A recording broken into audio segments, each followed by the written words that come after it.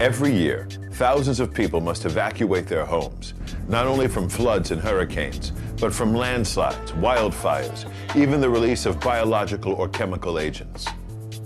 Hi, I'm Michael. Although most of us don't really think about having to evacuate, it can happen anytime, day or night, and from any place, at work, home, or school. But there are easy actions you can take so that you can be ready ahead of time. First, when you're asked to evacuate, it is so important to take that seriously and to leave quickly. Evacuation is serious business. You should know your community warning signals, know what radio and TV stations to listen to, be familiar with evacuation routes, and have a plan. Making plans at the last minute can cost precious time, and it can be confusing and stressful and dangerous.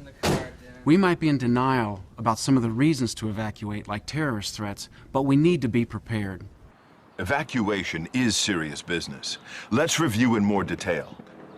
Get a kit, make a plan, and be informed. Being ready to evacuate at a moment's notice requires planning. Your disaster plan should include information about where to meet family members if you are separated, how to contact family members, and how to obtain emergency information and news. You should also have an out-of-town contact person to communicate with in case local calls can't get through. If an evacuation is ordered, you'll need information about school and workplace procedures, transportation needs, and the best routes to get out of town and to your destination. And part of being prepared is keeping your car filled with at least half a tank of gas. During emergency evacuation, gas stations, if open, have long lines and may run out of fuel to sell, so keep it gassed up. If you know you have to leave, don't wait until the storm arrives. And if you don't have a car, make plans with a neighbor or local assistance group to help you evacuate in a timely fashion. It's also very important to know where you will go when you evacuate. If possible, plan to stay out of town with a friend or relative. A hotel is another option. Have a list of phone numbers in your plan so you can call ahead for reservations. The Red Cross and other groups do open shelters when there is a need to evacuate. Locations will be announced. And don't forget to include plans and supplies for your pets. If you plan to evacuate to a hotel, make sure they allow pets, and note this on your list of reservations. And be neighborly. Ask any senior citizens and people with disabilities if they need any assistance with their emergency and disaster planning. Okay. Make or get a kit. The first action you need to take is to prepare a disaster supplies kit. Decide what essential items you'll need and pack them ahead of time in a portable disaster supplies kit.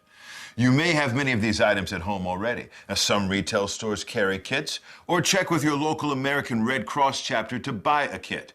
You can also visit www.redcross.org for a list of suggested kit items or to buy a pre-assembled kit online. Besides food, water, and essentials, your kit should include personal supplies like prescription medicines, extra pair of eyeglasses, a crank or battery-operated radio, first aid kit, and extra batteries. Take important papers such as insurance policies, deeds, Social Security cards, and medical records. Pack an extra change of clothes as well as some bedding.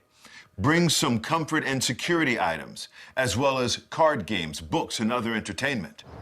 To make it really easy, keep a basic supplies kit in your car. Just check expiration dates on food, water, and batteries. If there is time before an official evacuation, secure your home. Anytime severe weather threatens, look for and secure potential hazards like loose tree limbs, loose trash cans, or lawn furniture. Board up windows. If major flooding is expected, sandbag your home and move items off the floor or to an upper level of your home. Know how and when to turn off your electricity at the main fuse and your water at the main valve. Only turn off the gas if told to do so.